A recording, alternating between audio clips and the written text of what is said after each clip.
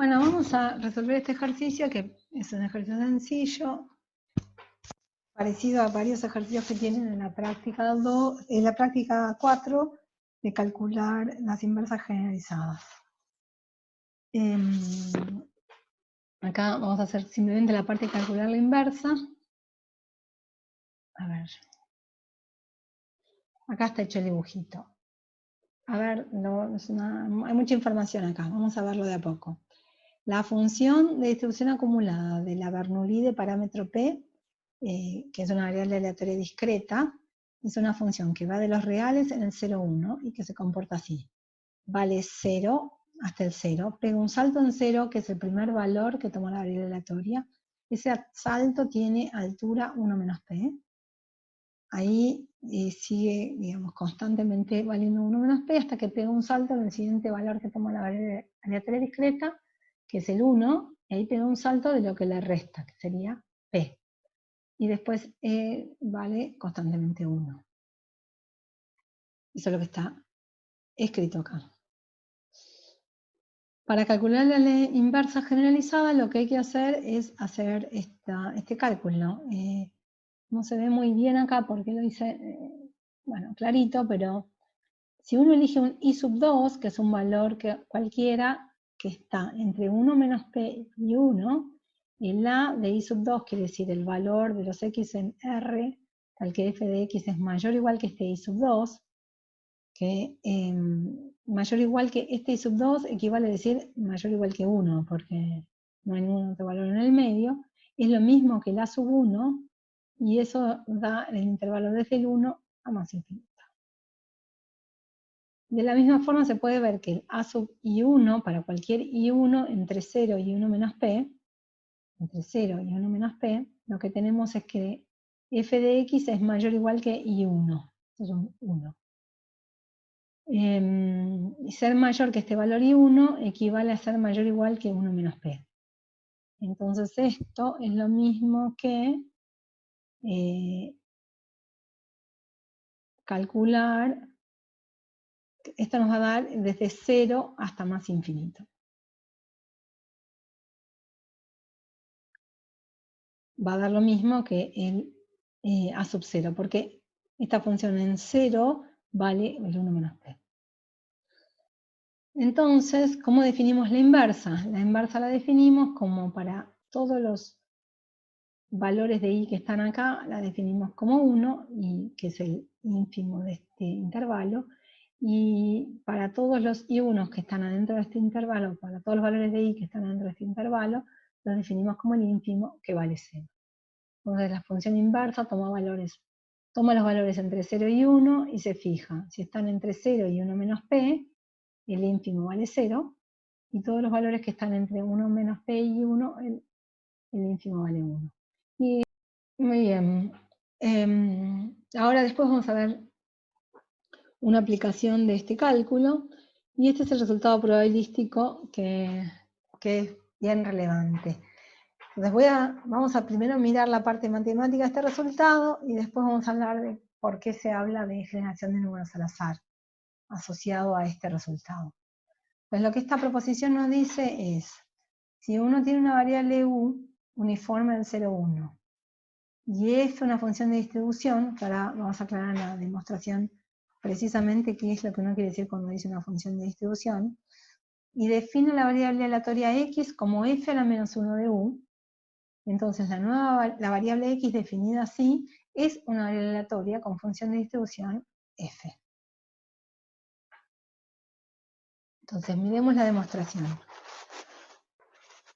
¿Qué quiere decir que f sea una función de distribución? Eso quiere decir que satisface las propiedades de, cumple una función de distribución del lema 3,3, me tuve que ir a fijar el número del lema, el lema que vimos en la parte de introducción de las variables aleatorias, que es una función que va de los reales en el 0, 1, que es monótona creciente, de vuelta en sentido amplio. Esto en general no lo vamos a aclarar, pero lo aclaro porque que crece o se queda constante, digamos. Que es continua derecha y tiene límite izquierda, y que el límite, cuando t tiende a menos infinito, vale 0, y cuando t tiende a más infinito, vale 1.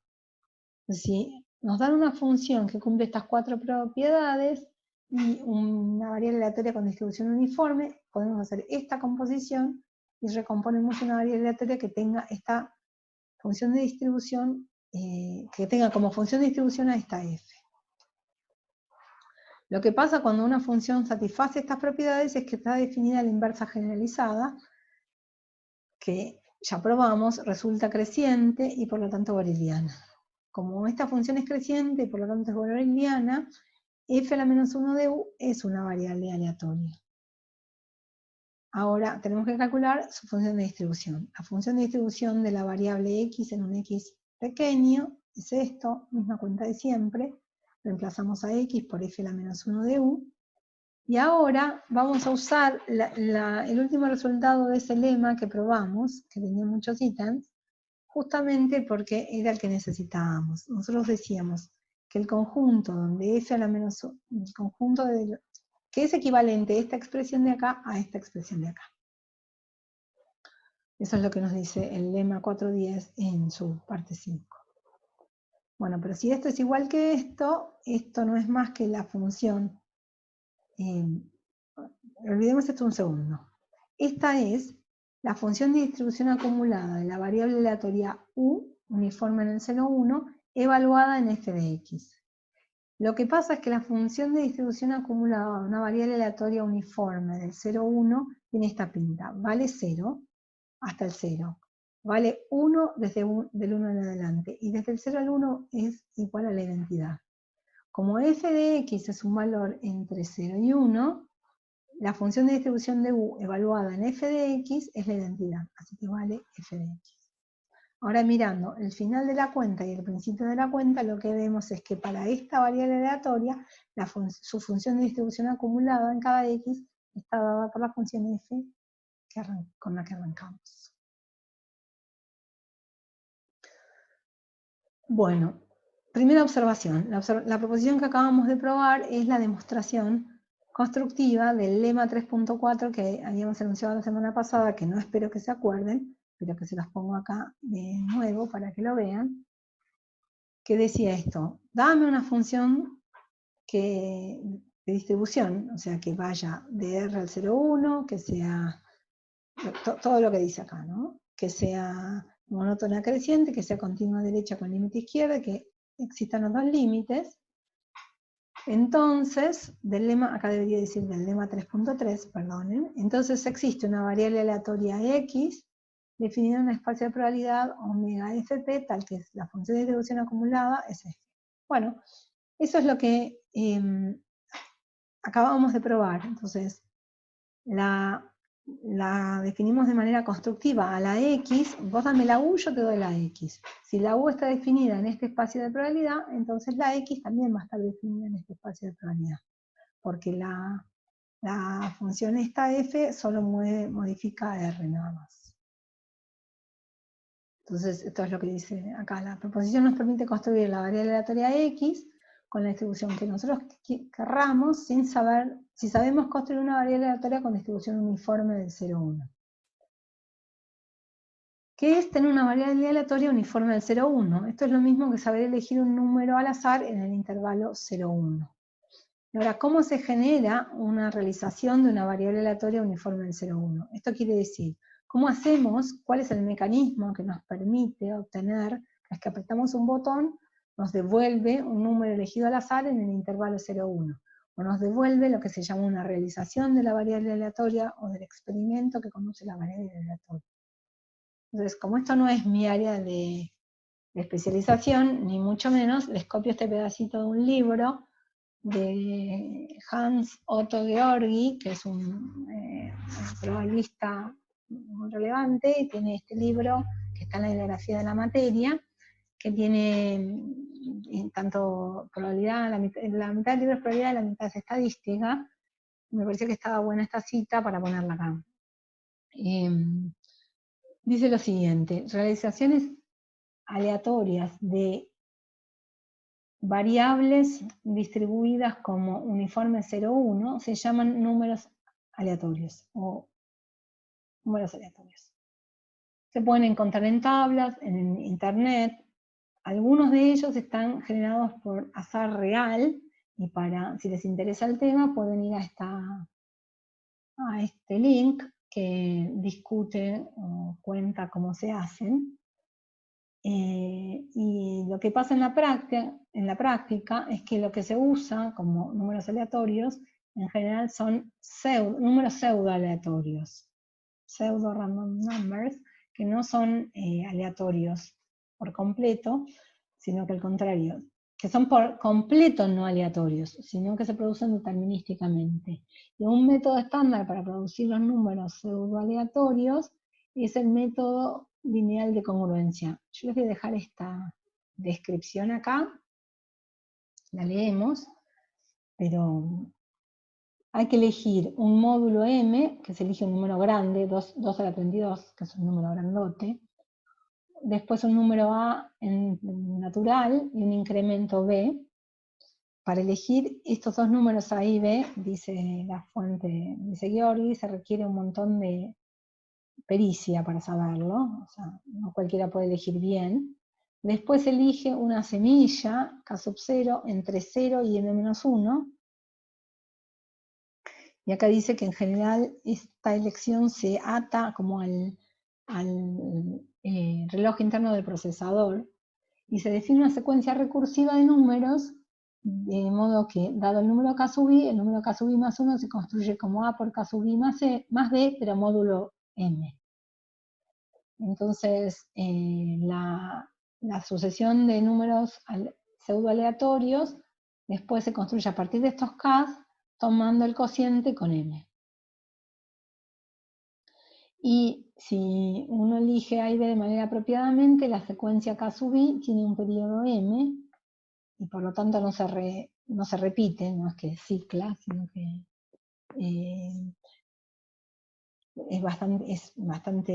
demora mucho en volver a repetirse, digamos. Y lo que dice acá es que sobrevive quiere decir que pasa bien varias pruebas estadísticas de independencia. Acá dice que este es el caso de elegir este número, y acá hay una cita de esta afirmación. Si les interesa, la fuente natural sobre números aleatorios, que también la menciona Georgi, es el libro de Knuth, que se llama El arte de la programación computacional. Bueno, ¿qué podemos decir nosotros de esto? Nosotros vamos a asumir y trabajar con los números aleatorios que nos produce un paquete en nuestro caso el R. Entonces lo que les quiero mostrar es cómo se generan realizaciones de una variable aleatoria uniforme 0,1 en el R.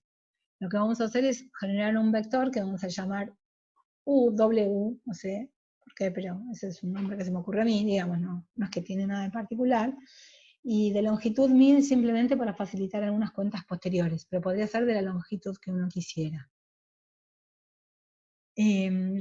Cada coordenada del vector W, que vamos a llamar U sub i, es el resultado de elegir un número al azar en intervalo 0,1 en R. Entonces lo que les quiero mostrar es cómo se hace esto con la computadora. Entonces les voy a decir otra palabra para esto, para cada coordenada, es la realización de una variable aleatoria con distribución uniforme 0,1. Y lo que vamos a hacer es mostrar los primeros 10 obtenidos simplemente para no llenar la pantalla de números. Entonces en el R hay que tipear, esto les estoy copiando el programita de R que usé, este es un código que usa el R para decir, bueno, lo que sigue a continuación es algo que no me interesa, y el R pone el prompt, sería el cursor, que es este signo menos, y después uno escribe. Entonces yo fijé la semilla como la fecha, 7 de mayo del 2020, después le puse, pero esto es simplemente para que si todos hacemos esto en nuestras computadoras, en nuestro R, todos vamos a obtener los mismos números elegidos al azar. Si no ponemos esta instrucción, cada vez que corramos esta instrucción de acá abajo, que produce los números, el vector de longitud 1000 de coordenadas uniformes, van a consistir en números diferentes. Entonces esta semilla se puede setear para que todos tengamos la misma tira de números al azar, y después la segunda, la tercera, la cuarta vez que usemos esta instrucción, hasta que no volvamos a fijar semilla, vamos a obtener cosas, digamos, vamos a ir ciclando en esta construcción de números pseudoaleatorios, y vamos a obtener resultados diferentes. La instrucción simplemente es esta que está acá. Este renglón de acá genera los 1000 números al azar. ¿Cómo se produce? ¿Qué quiere decir esto? R es la letra para el paquete, para generar random. Generar números aleatorios con distribución uniforme, genera los 1000. Y como no le aclaramos ningún parámetro, ni A ni B, por default toma el 0 y el 1. Esto es un vector, y ahora lo que le estoy pidiendo en la siguiente instrucción no muestra nada a la computadora. Esta flechita de asignación podría reemplazarse por un igual. Le estoy diciendo, hace que W sea igual a una generación de números aleatorios. Y ahora le digo, mostrame las coordenadas de 1 a 10 de ese número. Y estas son las coordenadas de 1 a 10. Por supuesto, podríamos listar el vector completo, pero no sería muy cómodo mirar los 1000 números. Lo que sí nos podemos preguntar y contestar, como bien o mal, pero podemos preguntarnos, es que si estuvieran bien generados, ¿cuántas coordenadas del vector U estarían entre 0 y 0,1? Bueno, eso no podemos saberlo de manera cierta, pero podríamos decir cuántas coordenadas aproximadamente, cuántas estarían entre 0 y 0,1. Como la longitud de ese intervalo es un décimo de la longitud total, y si estos números estuvieran elegidos al azar, ahí más o menos deberíamos tener un décimo en ese intervalo, un décimo del total de números. Como hay 1000 números, más o menos 100 deberían caer entre 0 y 0,1.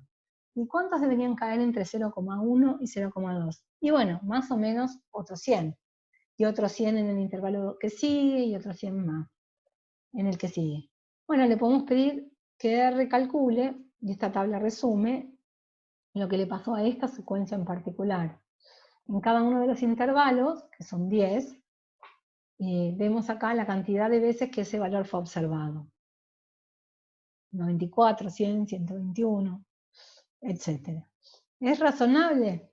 Bueno, es razonable quiere decir el generador de números al azar que tiene adentro cargado el R, ¿produce números compatibles con ese modelo? Vamos a asumir que sí. De hecho, lo que hacemos, la fama, digamos, que tiene este paquete es porque en parte también hace que sean confiables los números al azar que genera, si no, no se usaría tanto. Lo que yo quiero mostrarles es una manera de ver esta tabla gráficamente. ¿Cómo podemos hacer en esta tabla, mirarla gráficamente? Bueno, podemos graficar estos intervalos y estas cantidades como alturas. Que el ojo ve más rápido un gráfico que una tabla. Acá está hecho eso, fíjense. Están puestos en el eje X los 10 intervalos, y acá arriba la frecuencia o el total de veces que ha sido observada, digamos. Vuelvo para atrás, 94, 100, 121, acá tenemos 94 en la primera barra, 100 y 121, etc. Como vemos, da más o menos parejo. Ahora, lo que nosotros podemos encontrar que más o menos deberían ser 100 en cada uno, porque les decía antes, elegimos 1000, y entonces es fácil hacer 1000 dividido 10. Para despegarnos de la cantidad de observaciones obtenidas, lo que nosotros podemos hacer es otro gráfico. Este gráfico se llama histograma, y lo que vamos a hacer ahora es el histograma de frecuencias. Perdón, el histograma en escala de densidad.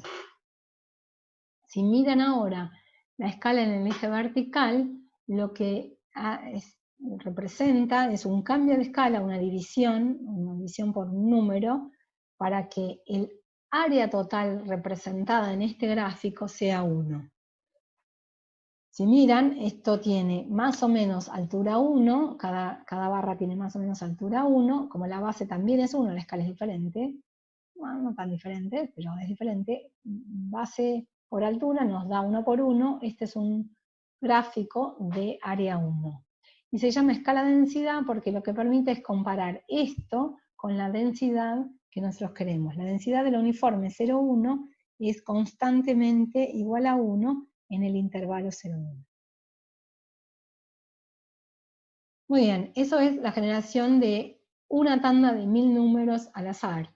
Lo que podríamos hacer es repetir esta instrucción que está acá, esta instrucción UURNF de 1000, y vamos a obtener otros 1000 números. Y si la volvemos a repetir, otros 1000 números, y podemos hacer los histogramas de todos, que deberían más o menos parecerse a esto con variaciones, ¿no? Quizás una barra sube y otra baja.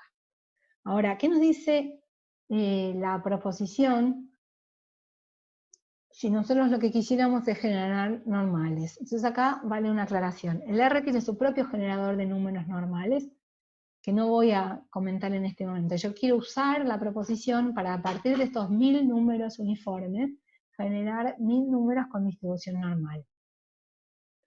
Entonces lo que tengo que hacer para seguir la proposición que vimos recién es encontrar la función de distribución acumulada de una normal. Primero pensar cuál normal quiero, digamos que quiero la normal estándar, después tengo que buscar su función de distribución, después buscar la inversa de su función de distribución y aplicársela a estos 1000 numeritos. Eso es lo que vamos a hacer ahora. Entonces a partir del vector u de longitud 1000 vamos a obtener otro vector que se va a llamar x, o doble x si quieren, de longitud 1000 también. A cada coordenada de x la vamos a llamar x sub i, a la iésima x sub i, y lo que tenemos es que x sub i va a ser la inversa de la función de distribución acumulada 1 normal 0, 1, que si se acuerdan, se llamaba phi a la menos 1, ya nos cruzamos con ella cuando definimos la normal, aplicada al vector, a la variable u sub i. Entonces esta es una operación coordenada a coordenada que queremos hacer en el vector. Una de las ventajas de R es que opera muy fácil, maneja muy fácilmente las operaciones coordenada a coordenada. Entonces basta que nosotros tipiemos esto, que es QNorm, que habíamos visto que era la instrucción, QNorm, era la instrucción que nos daba la inversa de la función de distribución acumulada, en la normal estándar. Si aplicamos QNorm al vector U, y eso quiere decir aplicar la función phi a la menos 1, coordenada a coordenada, y nos construye un vector x, que asigna este resultado al vector x, que tiene longitud y. ¿Cómo será entonces el histograma del vector x? ¿Qué nos dice la proposición 4.3 que debiera ser? Bueno, el vector x, cada coordenada debería tener distribución normal. Si nosotros ahora hacemos la misma tablita que hicimos antes con el vector u, pero ahora la hacemos con el vector x, como el vector x debe tener distribución normal, debería moverse más o menos entre menos 3 y 3. Y cuando hagamos la tablita no nos van a quedar cantidades uniformes, sino nos deberían quedar cantidades parecidas a las que dice la función de densidad de la normal. Si uno estuviera en clase, yo les preguntaría, ¿cómo debería ser el histograma del vector x? Y esperaría ver las respuestas de ustedes y trabajaríamos sobre esa respuesta. Pero como esto es una versión grabada, yo me contesto como espero que contesten ustedes. De paso les digo que acá no tipié, pero para construir el histograma que está en la página que sigue, simplemente se le pone ist de x y se le pone la opción que no lo calcule como histograma de frecuencias, frec igual a false. No importa, se google, esa parte es una pavada. Este es el histograma de las x. Fíjense que acá lo que yo le pedí fue un histograma en escala densidad, y lo que me da es también una escala acá que en principio no sabemos interpretar, que no es más que la escala de frecuencias dividida por una constante para que integre 1, y lo que obtenemos es valores entre menos 3 y 3, mucho más frecuentes los valores cercanos al 0 y mucho menos frecuentes los valores cercanos al 3 y al menos 3. Nosotros nos podemos preguntar cuán buena es la generación de números al azar que hicimos, cuán parecida a la curva normal es esta que vemos acá, y eso es lo que representa este gráfico. Es el mismo gráfico anterior con la densidad de la normal estándar superpuesta, y vemos que da bastante bien, muy bien, digamos. Bueno, muy bien. Eso en cuanto a una variable aleatoria continua con una inversa. ¿Qué pasa con el caso de Bernoulli, que ya calculamos la función de distribución inversa de la Bernoulli y después calculamos su inversa generalizada. ¿Cómo hacemos para generar una Bernoulli de parámetro P con este método? No lo vamos a hacer ahora con la computadora, sino que vamos a hacer las cuentas para tratar de entender qué es lo que pasa. Si quieren parar el video acá y pensar ustedes en cómo lo haríamos, o sea, a partir del gráfico que encontraron para la inversa de la función de distribución acumulada de Bernoulli, ¿qué quiere decir generar esto? Pueden hacerlo. Yo les voy a contar ahora, o sea, no en el próximo video, sino a continuación, cómo sería. Pero si quieren pensarlo un rato, paren el video acá. Pausen.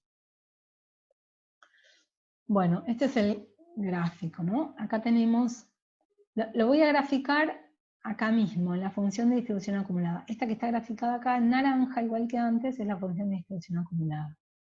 Ahora, lo que terminamos haciendo, lo que podemos hacer es pensar el intervalo 0,1, que es donde va a caer la uniforme, lo vamos a dividir en una unión de dos subintervalos, J0 y J1. J son los valores de U que van a terminar dándome un 0, y J1 son los valores de U que van a terminar dándome un 1. Y la cuenta que hicimos antes es que los valores que van a terminar dándome un 0, los valores de I tal que f a la menos 1 de I me da un 0, son los que están entre 0 y 1 menos p. Y los que van a terminar dándome un 1 son los que están entre 1 menos p y 1. Este es un intervalo de longitud 1 menos p, y este es un intervalo de longitud p. ¿Está bien? Si lo miramos en este gráfico, me gusta este gráfico por lo siguiente, acá está puesta la función de distribución, lo que uno hace es, entra por acá, dice, si U pertenece a J0, quiere decir que la U cayó acá. Si esta es la situación, hay que mirar esta división del intervalo que da la función f. Esta de acá y esta de acá. Si U pertenece a J0, la f a la menos 1 le asigna un 0. Y si U pertenece a J1, a este intervalo de acá, f a la menos 1 le asigna un 1. Eso es lo que quiero representar este gráfico. ¿Y por qué funciona este método? Que parece medio mágico en la proposición que vimos recién. Funciona por lo siguiente. Si yo quiero calcular la probabilidad de que x sea igual a 0, esto es lo mismo que decir que como x es f a la menos 1 de u, es la probabilidad de que f a la menos 1 de u sea 0. Pero esto equivale a decir que para que f a la menos 1 de u sea 0, la preimagen de... Bueno, la función inversa generalizada lo que me da es esto. Me dice que esto es lo mismo que decir que U está en el intervalo desde 0 a 1 menos P, o sea, el J0. Y esto tiene probabilidad 1 menos P. La probabilidad de que U caiga en un intervalo de longitud 1 menos P es 1 menos P. La probabilidad de que U caiga en un intervalo de longitud P como J1 es P. Generalicemos esto un poco más. ¿Cómo haríamos para generar una variable aleatoria X discreta con un rango numerable en principio y probabilidades puntuales que vamos a escribir a sub I con este método? Entonces, esto es un ejercicio que tienen en la práctica. Yo se los voy a contar rápidamente, ustedes tienen que pensarlo bien, pero les quiero mostrar un poquito qué es lo que este método hace. Después ustedes lo escribirán formalmente como ejercicio de la práctica. Acá tenemos de vuelta un gráfico con mucha información, pero básicamente, ¿qué es la función de distribución acumulada para una variable aleatoria discreta que toma valores? Caso B. Bueno, todo va a depender de cómo es esta enumeración que está hecha acá, pero en principio no tiene por qué pasar, ni siquiera tiene por qué ser posible, pero supónganse que los casos B estuvieran ordenados, por lo menos el caso B menos 1, el caso B y el caso B más 1. Si estos fueran valores consecutivos, digamos, no hay ninguno en el medio, la función va a ser, de distribución acumulada va a ser como escalera con peldaños a la altura del caso B menos 1, caso B más 1. Y la altura de cada peldaño va a ser el valor de la probabilidad. Esto lo vimos cuando vimos las funciones discretas. Sobre caso B se sube un peldaño de altura P sub X de KI o a C a sub I. ¿Cómo funciona? la construcción de la variable discreta a partir de la f a la menos 1 de una uniforme, la uniforme se tira hacia acá, como esta U azul, cae un resultado entre 0 y 1. Y ese valor, uno lo que hace es fijarse dónde cae este U. Si este U cae en este intervalo de acá, que acá está llamado JI, y acá el siguiente es JI más 1, como en el caso de la Bernoulli teníamos el J0 y el J1, si U cae acá es porque la inversa va a asignar al valor K sub I, hay que pensar un rato, pero el valor asignado es este K sub I para la inversa, y eso va a suceder proporcional a la longitud de este intervalo. Ahora, la longitud de este intervalo es exactamente el salto de la función de distribución acumulada, que es el A sub I o la probabilidad puntual. Entonces acá está descrito matemáticamente un poquito lo que dice esto, pero esencialmente que el método consiste en construir una partición del intervalo 0,1 como una unión disjunta de J sub I, donde la longitud del intervalo J sub I es la probabilidad puntual. Y lo que les decía antes, si los K sub I estuvieran ordenados en forma creciente con el subíndice, esto no sucede siempre, ni siempre es posible. Basta pensar un poco en problemas de cardinalidad, pero no importa en esta altura. El método de la inversa generalizada lo que propone es elegir al J sub I como el intervalo formado por el valor de la función de distribución acumulada entre dos valores sucesivos de la variable aleatoria. Pero en realidad no es tan importante quién es un extremo y quién sea el otro. Lo que sí es importante es que la partición esta cumpla que la longitud de cada elemento de la partición sea la puntual. Entonces, si a partir de una variable aleatoria uniforme del 0, 1 definimos a x asignándolo así, que x valga K sub I siempre que U pertenece a JI. Y este JI es un intervalo, o no necesariamente un intervalo, podría ser una unión de intervalos, un conjunto. Pensemos un intervalo cuya longitud sea la misma que la probabilidad puntual, entonces lo que vamos a conseguir es la distribución adecuada. ¿Por qué? Porque la probabilidad de que x sea igual a K sub I es la misma que la probabilidad de que U esté en JI, y como U es uniforme, la probabilidad de que caiga en un intervalo o en un conjunto va a ser proporcional, va a ser exactamente igual a la longitud. Y conseguimos lo que queríamos, era construir una variable aleatoria que las puntuales fueran los A sub I dados. La inversa generalizada solamente da una manera de construir esa partición. O sea, va definiendo los J sub I en función de esta cercanía, que no es necesariamente más eficiente desde el punto de vista computacional, por ejemplo. Hay métodos que desde el punto de vista computacional son más eficientes para asignar, para generar variables aleatorias de manera que cumplan una cierta distribución discreta a partir de un uniforme. Porque tienen que ver con la reordenación, con la velocidad con la que la máquina calcula estas cosas. Pero este es uno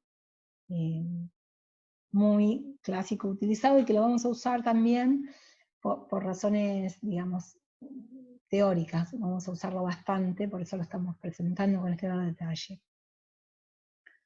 Bueno, para terminar este video y esta parte de variables continuas, quisiera charlar 2 páginas sobre los tipos de variables aleatorias con los que nos hemos encontrado en esta presentación hasta ahora. Nos ocupamos nada más que de variables discretas y continuas. Entonces, cabe la pregunta, una vez que uno entendió un poco a esta altura qué son unas y otras, ¿habrá algún otro tipo de variables aleatorias? Bueno, están las variables aleatorias singulares.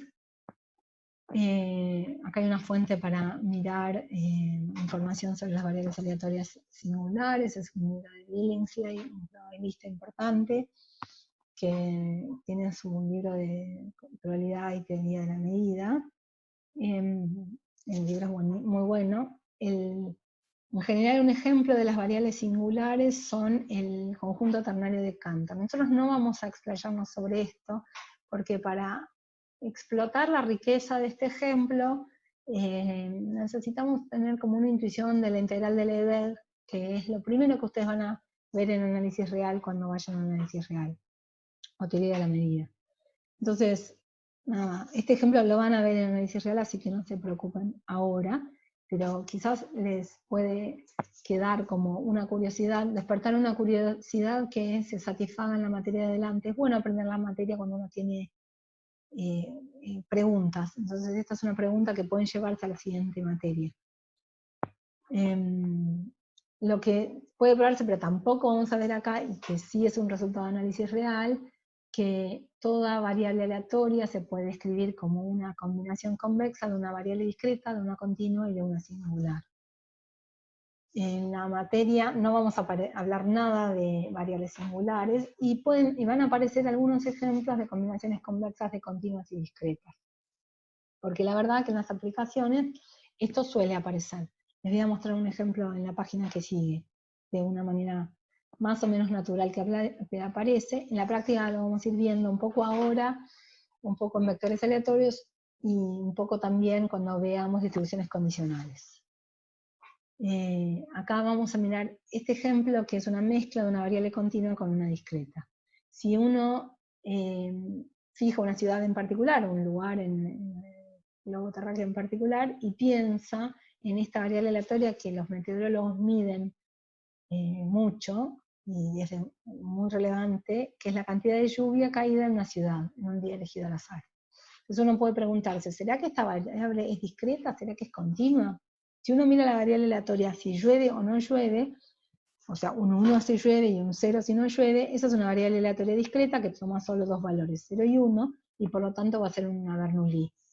El parámetro de la Bernoulli va a cambiar si la ciudad es Buenos Aires, si la ciudad es Mendoza, o si la ciudad es Río de Janeiro, donde la cantidad de días con lluvia en promedio son muy distintos, son muy distintas para los tres escenarios. Pero lo que estamos acá mirando es la cantidad de agua caída, digamos. Y esa es una variable que sería continua porque toma valores que van desde 0 en adelante de manera continua, pero por otro lado, la probabilidad de que X sea 0, o sea, no caiga lluvias, eso es una probabilidad positiva. Entonces, tiene una parte, digamos, como que uno la puede mirar como que tiene una parte continua y una parte discreta. ¿Cómo se formaliza eso desde el punto de vista matemático? Esto se los cuento como ejemplo, después lo vamos a retomar cuando veamos distribuciones condicionales. Se los cuento como ejemplo para satisfacer la curiosidad si se les había planteado la pregunta. Entonces se puede modelar como un experimento aleatorio que consiste en lanzar una moneda con probabilidad P de obtener cara. Entonces cara sería equivalente a lluvia, es lo que les decía antes. Una vez que si sale cara, o condicional a que salga cara, quiere decir si llueve, la cantidad de agua caída o de lluvia caída se modela con una distribución continua concentrada en los valores positivos, por ejemplo con una gama. Podría tratarse de otra distribución, pero para fijar ideas pensemos en una gama, no va a jugar ningún papel acá en la función de distribución. Si sale seca, quiere decir que no llueve, la cantidad de lluvia caída es igual a 0. Entonces nosotros tenemos acá en juego varias variables aleatorias. En realidad este es un ejemplo que está anticipando la coexistencia de muchas variables aleatorias y sirve como un ejemplo de una combinación convexa, pero también sirve como un ejemplo de, nos interesa estudiar varias variables aleatorias al mismo tiempo, que es lo que vamos a hacer la semana que viene, mirar vectores aleatorios. Entonces, acá hay varias variables. La variable aleatoria Y, que es la indicadora de cara, que es una Bernoulli de parámetro P, donde P va a depender de la ciudad en la que estemos mirando.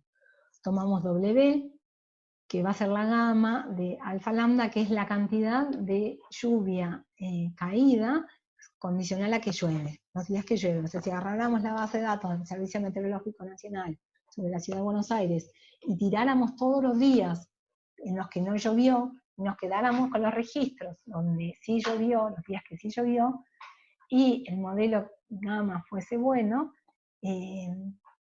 podríamos pensar que estamos hablando de esa variable, que esas serían realizaciones de esta variable aleatoria.